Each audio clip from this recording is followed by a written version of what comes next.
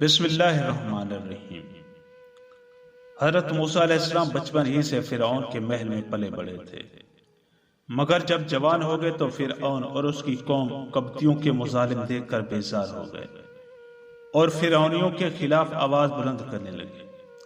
اس پر فرعون اور اس کی قوم جو قبطی کہلاتے تھے آپ کے دشمن بن گئے اور آپ فرعون کا محل بلکہ اس کا شہر چھوڑ کر اطراف میں چھپ کر رہنے لگے۔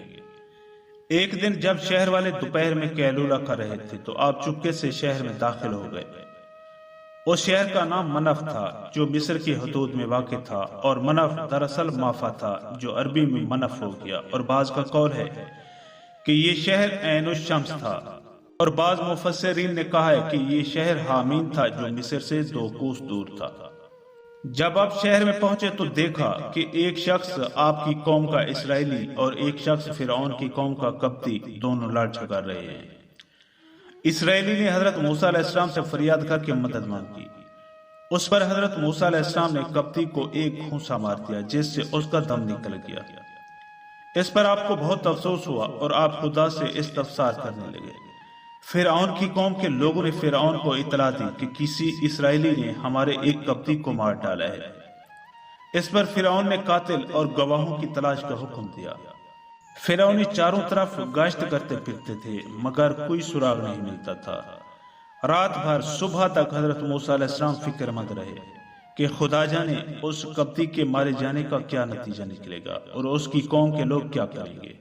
دوسرے روز جب موسیٰ علیہ السلام کو پھر ایک ایسا واقعہ پیش آیا کہ وہی اسرائیلی جس نے ایک دن پہلے آپ سے مدد طلب کی تھی آج پھر ایک فرعونی سے لڑ رہا ہے، تو آپ نے اسرائیلی کو ڈانٹا کہ تو روز روز لوگوں سے لڑتا ہے، اپنے آپ کو بھی پریشانی میں ڈالتا ہے اور اپنے مددگاروں کو بھی فکر میں مبتلا کرتا ہے۔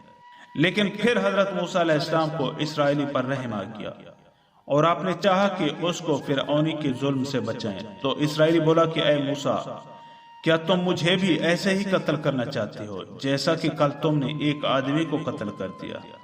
کیا تم یہی چاہتے ہو کہ زمین میں سخت گیر بنو اور اصلاح چاہتے ہی نہیں؟ اتنے میں شہر کے کنارے سے ایک آدمی دوڑتا ہوا آیا اور یہ خبر دی کہ دربار فرعون کے قبطی آپس میں آپ کا قتل کا مشورہ کر رہے ہیں، لہٰذا آپ شہر سے نکل جائیے، میں آپ کا خیر خواہ ہوں۔ تو آپ ڈرتے ہوئے شہر کے باہر نکل گئے اور اس انتظار میں رہے کہ دیکھیے اب کیا ہوتا ہے۔ پھر آپ نے یہ دعا مانگی کہ اے میرے رب، مجھے ظالموں سے بچا لے۔ یہ دعا مانگ کر آپ ہجرت کر کے مدین حضرت شعیب علیہ السلام کے پاس پہنچ گئے۔ انہوں نے آپ کو پناہ دی اور پھر اپنی ایک صاحبزادی بی بی صفورہ سے آپ کا نکاح کر دیا۔ جس شخص نے شہر کے کنارے سے دوڑتے ہوئے آ کر حضرت موسیٰ علیہ السلام کو آپ کے قتل کا منصوبہ تیار ہونے کی خبر دی اور ہجرت کا مشورہ دیا، وہ فرعون کے چچا کا لڑکا تھا جس کا نام حزقیل یا شمعون یا سمعان تھا۔ یہ خاندان فرعون میں سے حضرت موسیٰ علیہ السلام پر ایمان لا چکا تھا۔ اس واقعہ سے ہم کو یہ سبق ملتا ہے کہ علماء حق کو عبرت و نصیحت حاصل کرنی چاہیے کہ حضرت موسیٰ علیہ السلام اور دوسرے انبیاء کرام علیہ السلام راہ تبلیغ میں کیسے کیسے حادثات سے دوچار ہوئے، مگر صبر و استقامت کا دامن ان حضرات کے ہاتھوں سے نہیں چھوٹا، یہاں تک کہ نصرت خداوندی نے ان حضرات کی ایسی دستگیری فرمائی کہ یہ حضرات کامیاب ہو کر رہے اور ان کے دشمنوں کو ہزیمت اور ہلاکت نصیب ہوئی۔